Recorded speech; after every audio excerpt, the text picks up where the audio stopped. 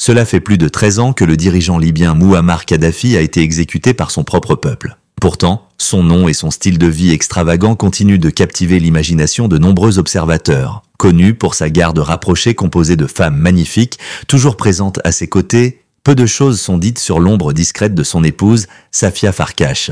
Pendant plus de 40 ans, elle a évité les projecteurs, supportant les infidélités répétées de son mari.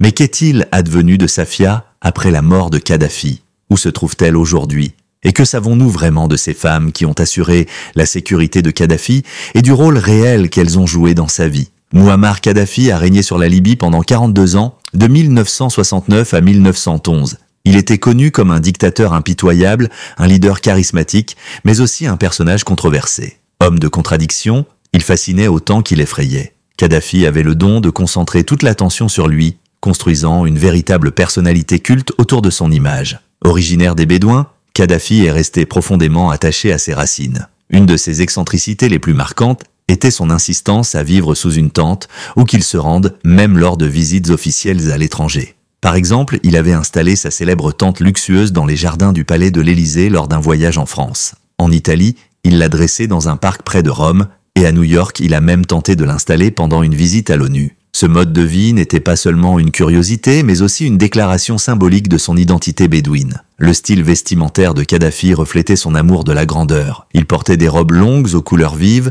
ornées de motifs et d'accessoires élaborés. Parfois, il arborait des uniformes militaires décorés de médailles qu'il n'avait jamais gagnées au combat. D'autres fois, il apparaissait dans des tenues traditionnelles africaines ou des vêtements inspirés de la royauté. Son apparence vestimentaire n'était pas simplement une question de mode, mais un moyen pour lui de captiver l'attention et de se présenter comme une figure plus grande que nature. Malgré son charisme et son attrait pour les discours passionnés, la domination de Kadhafi a eu un coût élevé. Il a écrasé toute opposition, s'assurant qu'aucun Libyen ne pouvait contester son pouvoir ou lui faire de l'ombre. Cette brutalité, couplée à son culte de la personnalité, lui a permis de maintenir le contrôle pendant des décennies, même si la population souffrait sous son règne. Une des facettes les plus intrigantes de Kadhafi était sa dépendance à une garde rapprochée exclusivement féminine, connue sous le nom de gardes amazones. Ces femmes jeunes et belles, entraînées de manière rigoureuse, étaient toujours impeccablement habillées. Leur présence a suscité de nombreuses rumeurs, certains spéculant qu'elles n'étaient pas seulement des gardes du corps, mais aussi ses amantes. Dans l'ombre de ces figures fascinantes se trouvait une femme dont le rôle dans la vie de Kadhafi était bien plus profond, son épouse, Safia Farkash.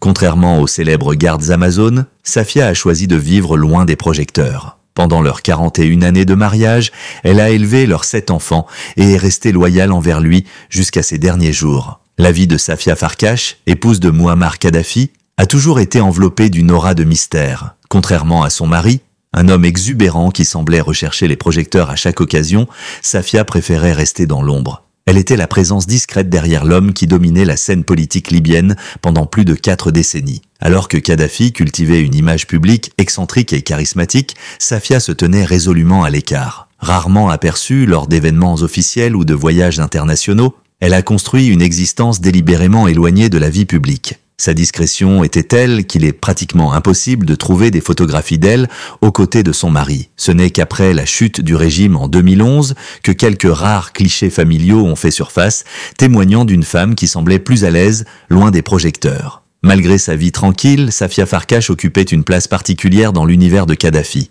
Pendant plus de 40 ans, elle a été son pilier, supportant ses excès et ses excentricités avec une résilience remarquable. Kadhafi, connu pour son attirance pour les femmes et les rumeurs incessantes d'infidélité, n'a jamais remis en question sa relation avec Safia. Leur mariage, bien qu'imparfait, a résisté à l'épreuve du temps, un exploit remarquable dans un environnement imprégné de scandales et de tentations constantes. Leur rencontre a été le fruit de circonstances inhabituelles. En 1969, peu après avoir orchestré son coup d'État et pris le pouvoir en Libye, Kadhafi a été hospitalisé pour une appendicite. C'est là, dans cet hôpital modeste, qu'il a rencontré Safia, une jeune infirmière qui s'est occupée de lui pendant sa convalescence. Selon les récits, ce fut un coup de foudre. Kadhafi a rapidement été séduit par la douceur et la compassion de Safia et leur relation s'est approfondie en un rien de temps. Ils se sont mariés en 1970, initiant une union qui allait durer plus de 4 décennies jusqu'à la mort brutale de Kadhafi en 1911. Les origines de Safia Farkash restent entourées de mystères, alimentant un certain nombre de spéculations. Certains récits suggèrent qu'elle pourrait avoir des racines croates ou hongroises. Sa famille, selon certaines versions, serait originaire de Mostar, une ville historique en Bosnie-Herzégovine. Le nom de famille Farkas, qui signifie « loup » en hongrois, pourrait indiquer une ascendance austro-hongroise. D'autres récits, moins confirmés, prétendent qu'elle aurait rencontré Kadhafi alors qu'il étudiait à l'Académie militaire de Yougoslavie avant de prendre le pouvoir en Libye. Bien que ces détails demeurent flous, ils ajoutent une couche supplémentaire de mystère à la personnalité de Safia. Safia, cependant, n'était pas seulement une femme discrète. Sa loyauté indéfectible et sa capacité à rester ancrée dans l'ombre ont été des éléments stabilisateurs dans la vie tumultueuse de Kadhafi, tandis que lui se trouvait constamment au cœur de controverses internationales et de luttes politiques. Elle représentait une oasis de calme dans son univers agité. Leur mariage, bien que loin d'être conventionnel, a survécu aux tempêtes de la politique et des scandales. Le contraste entre Safia et son mari était frappant. Kadhafi incarnait l'excès, de ses discours enflammés à ses tenues extravagantes, en passant par son entourage de gardes du corps Amazone. En revanche, Safia était la figure de la retenue, évitant les scandales et se tenant loin des intrigues politiques. Ce contraste faisait d'elle une énigme, une femme dont la discrétion était en elle-même un acte de défi dans un régime où l'excès était la norme. Aujourd'hui, l'héritage de Safia Farkas reste ambigu. Était-elle une simple spectatrice de l'ascension et de la chute de Kadhafi ? Ou jouait-elle un rôle plus subtil en coulisses ? Une chose est certaine, son histoire, tout comme celle de son mari, reflète les complexités d'une époque où pouvoir, mystère et loyauté étaient inextricablement liés. Safia reste une figure fascinante, un rappel silencieux des vies cachées derrière les hommes qui façonnent l'histoire. Une version alternative des origines de Safia Farkas peint un portrait bien ancré dans les terres de Libye. Selon ce récit, elle serait née dans une petite ville de l'est du pays, au sein de la tribu Barassa, un groupe influent dans la région. Sa vie aurait pris un tournant décisif lorsqu'elle a rencontré Mouammar Kadhafi dans des circonstances inattendues. Infirmière de profession, Safia aurait soigné le futur dirigeant libyen alors qu'il était hospitalisé. Probablement pour des raisons médicales liées à ses débuts tumultueux au pouvoir. Cette rencontre fortuite allait changer le cours de sa vie, la menant des salles d'hôpital au palais présidentiel, et faisant d'elle une figure centrale mais effacée de l'histoire contemporaine de la Libye. Bien que les récits de ses origines varient et que des zones d'ombre subsistent, une certitude demeure. Safia Farkas est devenue une pierre angulaire de la vie personnelle de Kadhafi. Leur union a donné naissance à 7 enfants biologiques, 6 fils et une fille, auxquels s'ajoutent 2 enfants adoptés. Cette grande famille a formé le noyau du pouvoir Kadhafi, symbolisant à la fois la pérennité du régime et ses excès. Pourtant, malgré l'influence qu'elle aurait pu exercer en tant qu'épouse du guide suprême, Safia a choisi de garder un profil bas, évitant soigneusement la politique active et les feux des projecteurs. Le contraste entre le style de vie exubérant de Kadhafi et la discrétion de Safia ne pouvait être plus frappant. Tandis que Kadhafi s'entourait de gardes du corps féminines en uniforme et alimentait les rumeurs sur ses nombreuses relations extra-conjugales, Safia demeurait une figure de fidélité inébranlable. Elle est restée à ses côtés pendant plus de 40 ans, traversant scandales et controverses sans jamais vaciller. Cette loyauté soulève une question intrigante. Leur relation était-elle fondée sur l'amour ou bien s'agissait-il d'une alliance stratégique, mêlant pragmatisme et devoir familial dans un régime où les apparences étaient essentielles? Bien que retirée de la vie publique, Safia n'était pas pour autant une spectatrice passive. Elle jouait un rôle essentiel en coulisses, maintenant une certaine stabilité dans la sphère privée de Kadhafi. Ses actions, bien qu'effacées, ont laissé une empreinte durable sur l'héritage complexe du régime. Sa capacité à naviguer dans un monde marqué par les tumultes politiques et les conflits a contribué à consolider l'influence de la famille Kadhafi. Leur progéniture, cependant, a attiré bien plus d'attention que Safia elle-même. Les enfants de Kadhafi occupèrent des rôles stratégiques et symboliques tout au long des 42 années de règne de leur père. Chacun, à sa manière, incarnait une facette du régime. Certains, comme Saïf al-Islam, se sont démarqués par leurs ambitions internationales. Diplômé de prestigieuses universités, notamment la London School of Economics, Saïf se présentait comme un réformateur potentiel, promettant des changements et des ouvertures pour le régime. Mais ses aspirations ont été éclipsées par des accusations de corruption et son implication dans la répression sanglante du soulèvement libyen de 2011. D'autres enfants, comme Hannibal Kadhafi, ont acquis une notoriété pour des raisons bien différentes. Hannibal était tristement célèbre pour ses comportements antisociaux et ses scandales en Europe, notamment des altercations violentes et des affaires judiciaires embarrassantes. Ces actions ont terni l'image de la famille et renforcé les critiques internationales clouées à l'encontre du régime.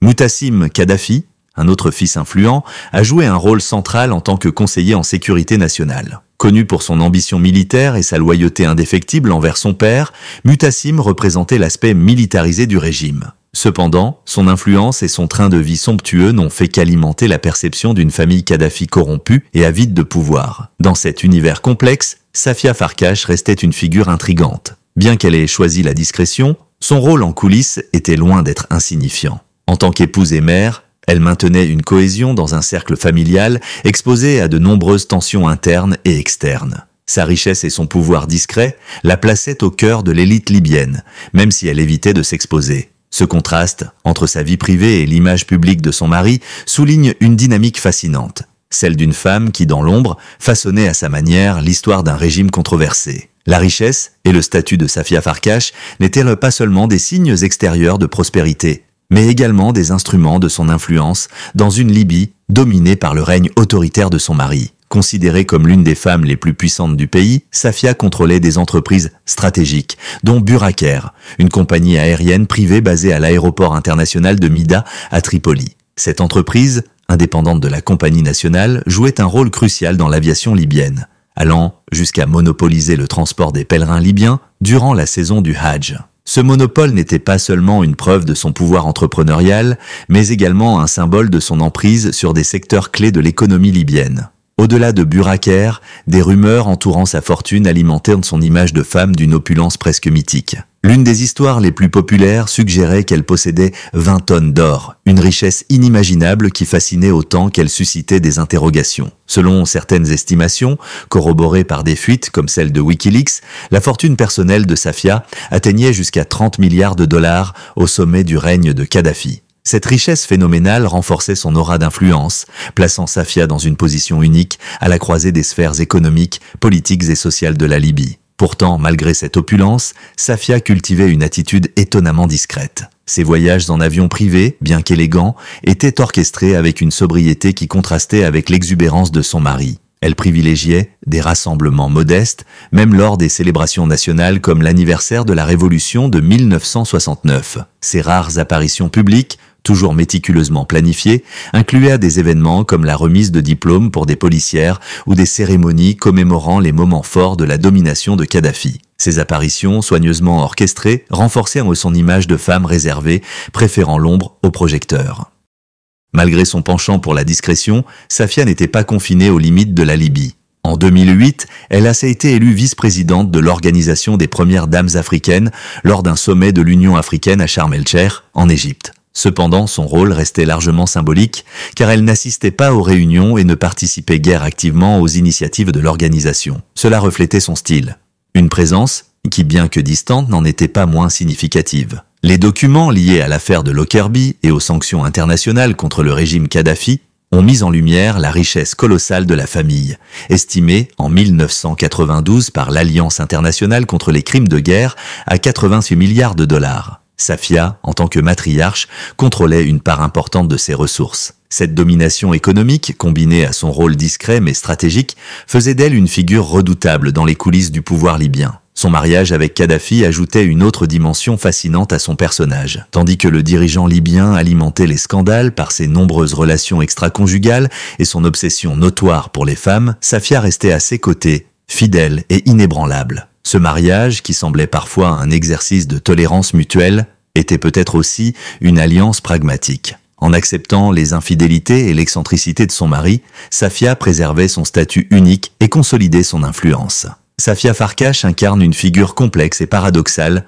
à la fois effacée sur la scène publique et absolument essentielle dans les rouages du pouvoir. Ses choix de vie, ses entreprises et sa richesse illustrent le rôle qu'elle a joué dans l'histoire tourmentée de la Libye. Bien que sa place soit souvent reléguée à l'arrière-plan, Safia était une force silencieuse mais puissante, une femme dont l'ombre s'étendait bien au-delà des palais présidentiels de Tripoli. Elle reste une énigme à la croisée du luxe, de la stratégie et de la loyauté dans un régime marqué par la controverse et l'excès. Les griefs personnels ont commencé dans les années 1980. L'infidélité de Mouammar Kadhafi n'était plus un secret, même pour son épouse Safia Farkash. Le leader libyen s'affichait régulièrement entouré de son célèbre cortège de gardes du corps féminin, surnommé les Amazones. Officiellement, Ces femmes incarnaient l'engagement de Kadhafi envers les droits des femmes. Il se plaisait à proclamer avoir élevé leur statut à l'égal de celui des hommes, leur permettant de servir dans l'armée et projetant ainsi l'image d'une Libye progressiste où l'égalité des sexes aurait été atteinte.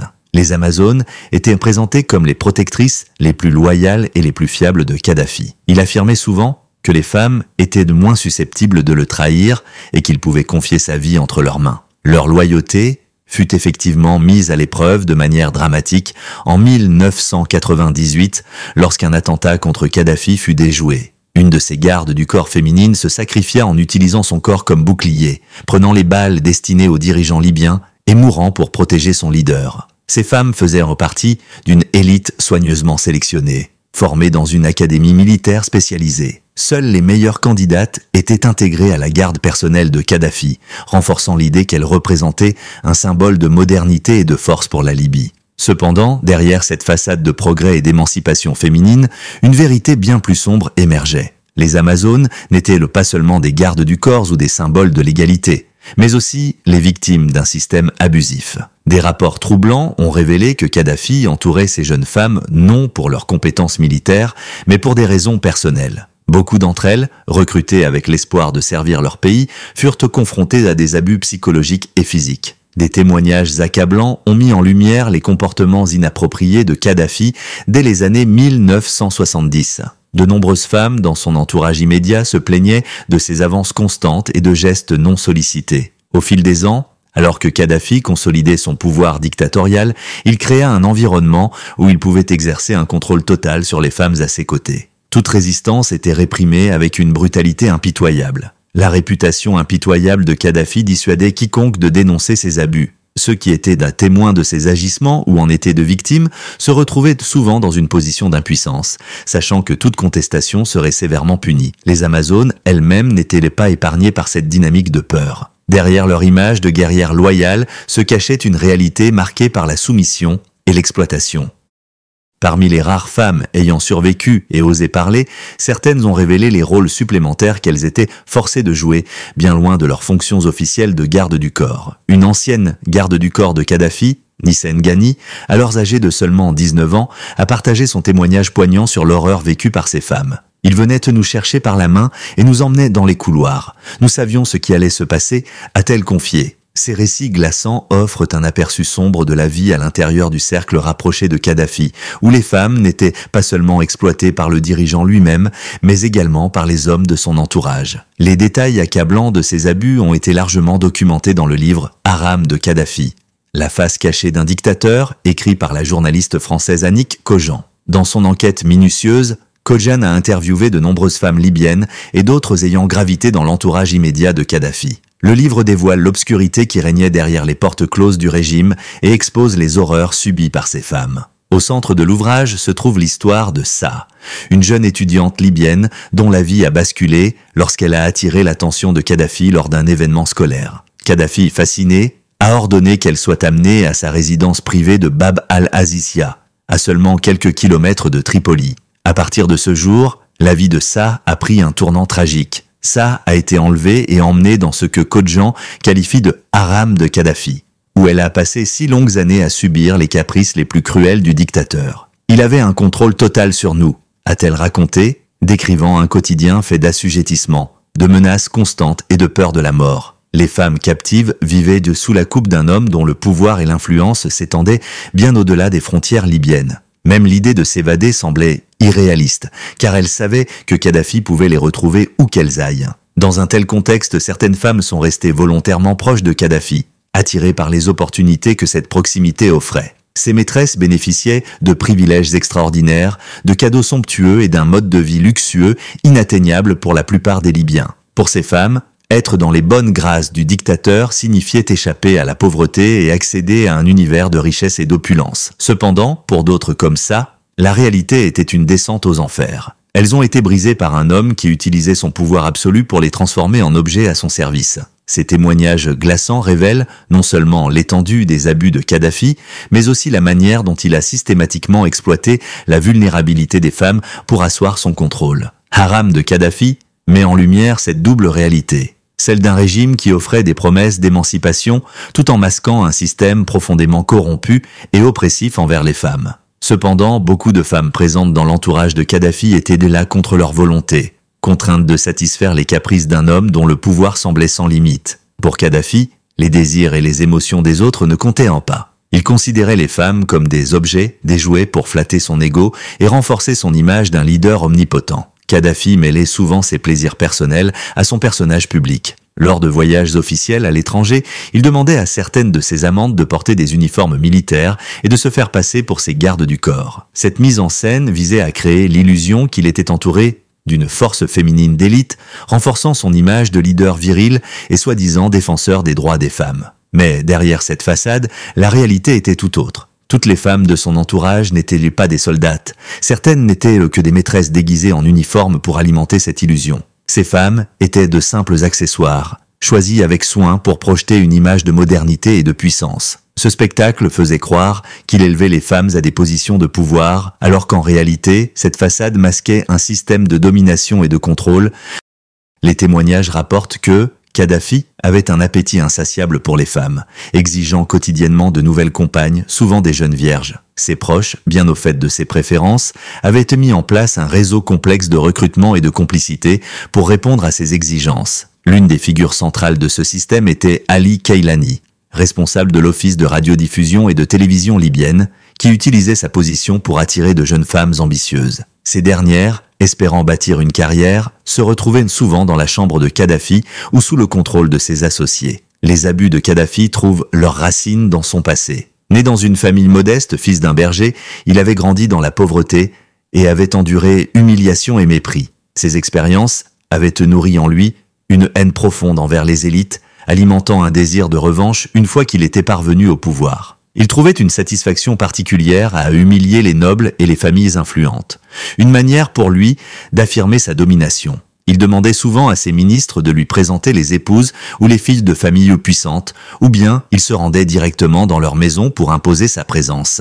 Ses actions étaient autant des démonstrations de son pouvoir absolu qu'une manière de combler ses frustrations personnelles. Refuser une demande de Kadhafi était impensable, équivalent à une condamnation à mort. En s'appropriant les femmes des familles influentes, il renforçait non seulement son ego, mais aussi sa supériorité sur ceux qui osaient s'opposer à lui. Ces actes incarnaient l'essence d'un pouvoir incontrôlé, un pouvoir qui exploitait les femmes comme des instruments de domination et de prestige. Ainsi, derrière l'image soigneusement fabriquée d'un dirigeant moderne et progressiste, Kadhafi cultivait un système basé sur la manipulation, l'abus et la destruction. Pour ces femmes, leur rôle public n'était qu'un écran de fumée masquant une réalité sombre et douloureuse. Le régime de Kadhafi n'a pas seulement exploité leur apparence, il a détruit leur dignité, leur autonomie et, pour beaucoup, leur vie entière. Pour ceux qu'il méprisait, Kadhafi n'hésitait pas à utiliser son pouvoir de manière brutale. Pourtant, toutes les femmes de son entourage n'étaient déjà pas contraintes. Certaines cherchaient volontairement à attirer son attention, espérant recevoir des récompenses matérielles ou un soutien financier. Mais le prix à payer pour bénéficier de ses faveurs était souvent insupportable.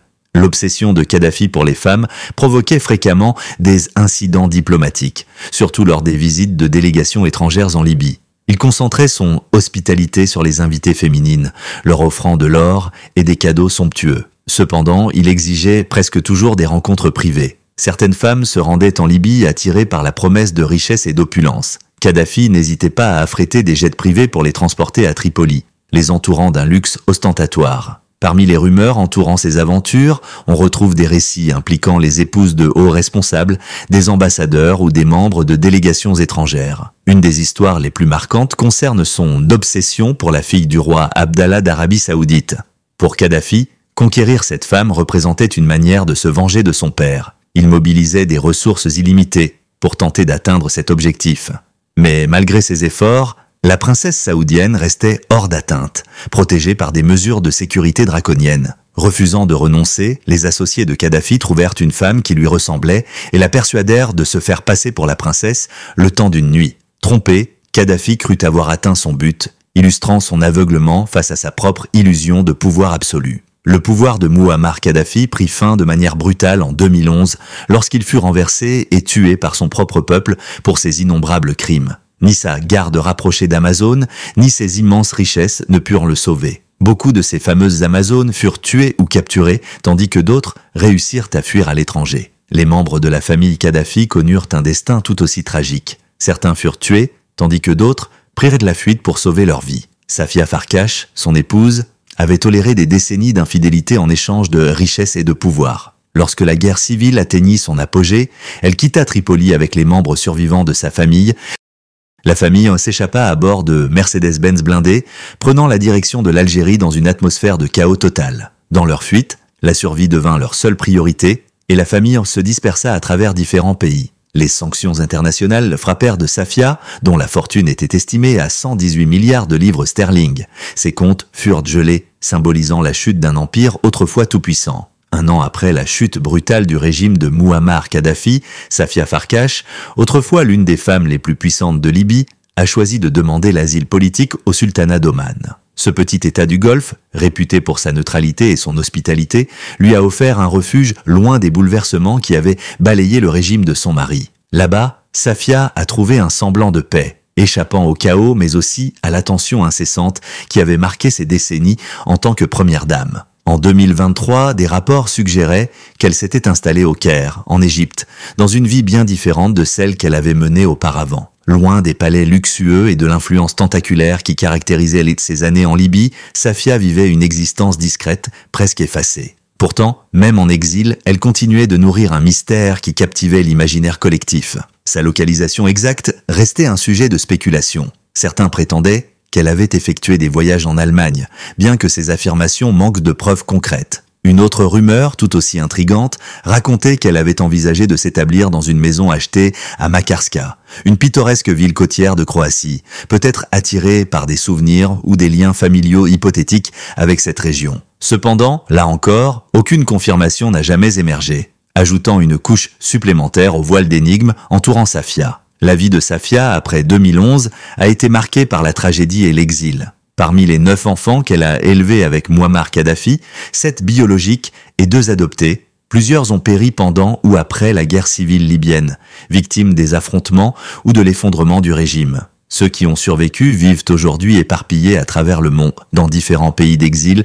luttant pour rester à l'écart des projecteurs tout en essayant de se reconstruire. Safia, malgré son âge avancé, semble concentrer ses efforts à maintenir le lien familial, cherchant à protéger et à rester proche des siens dans un monde qui leur est devenu étranger. La question de ses ressources financières reste un point d'interrogation. Si une grande partie des avoirs connus de la famille Kadhafi ont été gelés à la suite des sanctions internationales, certains soupçonnent que des fonds cachés pourraient encore lui permettre de subvenir à ses besoins. Cependant, ces allégations restent spéculatives. À plus de 70 ans, Safia vivrait une existence paisible, éloignée du faste et des excès qui caractérisaient autrefois son quotidien. Un tournant inattendu est survenu en février 2024 lorsque le Conseil de sécurité des Nations Unies a annoncé la levée de l'interdiction de voyager qui pesait sur elle depuis des années. La décision, officialisée le 31 janvier, marquait une étape importante dans sa vie en exil, bien que le gel de ses avoirs demeure en vigueur. Cette levée de restrictions lui offre une liberté de mouvement longtemps refusée, mais elle reste privée de l'immense fortune autrefois attribuée à son mari, un vestige des jours où la famille Kadhafi régnait sur la Libye. Le parcours de Safia Farkash est empreint de contradictions fascinantes. En tant qu'épouse loyale d'un dirigeant dont le nom est associé à la dictature, au scandale et aux excès, elle a paradoxalement passé sa vie dans l'ombre. Son rôle, bien que crucial dans les coulisses du pouvoir, a toujours été marqué par une discrétion calculée. Pendant plus de 4 décennies, elle a toléré les infidélités et les extravagances de Mouammar Kadhafi, assumant une position qui oscillait entre loyauté et pragmatisme. Aujourd'hui, Safia mène une existence presque fantomatique, loin des palais opulents et des privilèges de l'époque Kadhafi. Son parcours, qui l'a vu passer de l'apogée du pouvoir à un anonymat presque total, illustre la fragilité et l'impermanence des privilèges dans un monde en constante évolution. Malgré tout, son histoire demeure fascinante. Une femme autrefois au sommet, vivant désormais dans les ombres d'un passé révolu, ses souvenirs hantés par des jours de grandeur et des nuits de tumulte.